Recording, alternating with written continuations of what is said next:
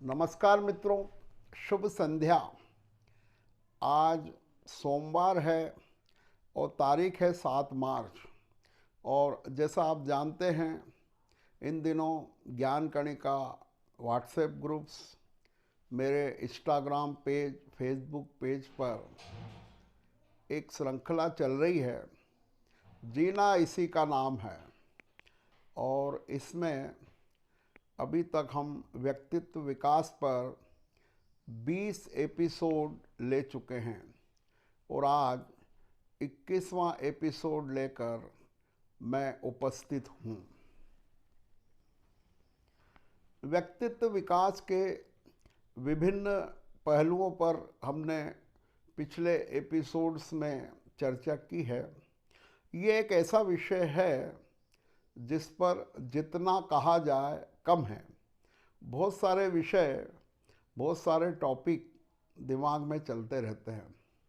आज जब मैं इस बारे में चिंतन मनन कर रहा था तो एक बात और ध्यान में आई। जब मैं ये पर्सनालिटी डेवलपमेंट और ग्रूमिंग पढ़ाता था तब एक चीज़ आती थी, लिव इन ऑर्डरली।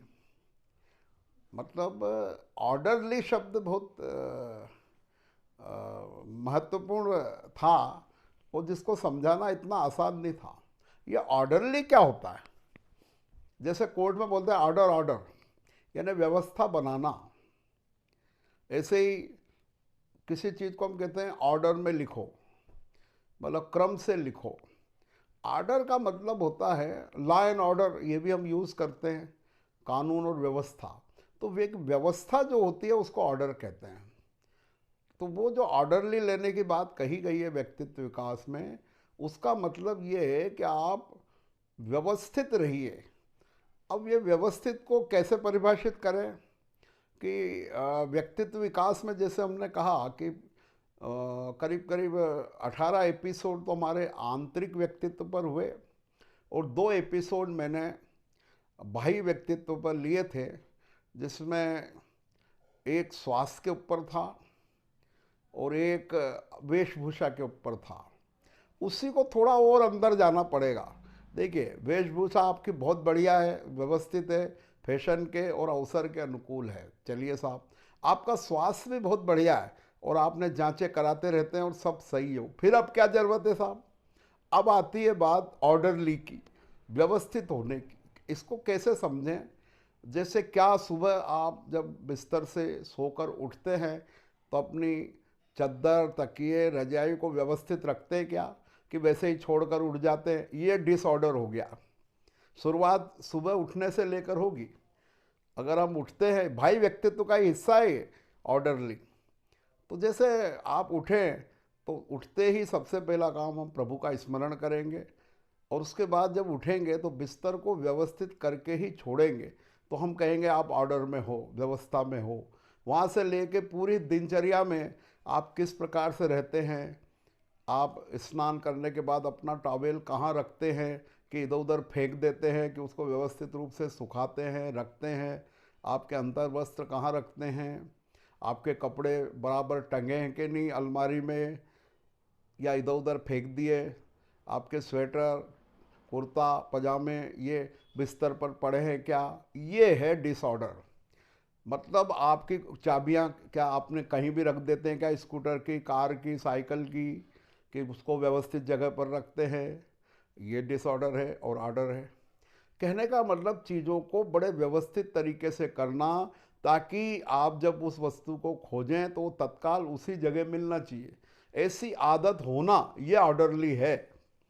आपका कंघा जगह पर हो, आपके शेविंग किट्स स्थान पर हों, व्यवस्थित हों, आपके कपड़े जगह पर हों, आपकी गाड़ी जगह पर पार्क हो। ये भी एक बात मैंने देखी कि कई बार हम मंदिर जाते हैं, स्थानक जाते हैं, शादियों में जाते हैं, बाजार में जाते हैं, तो बहुत कम ध्यान देते हैं इन चीज़ों पर। हमारा कर्तव्य है कि हम उसको ढंग से पार्किंग में रखें, ताकि किसी अन्य को असुविधा ना हो।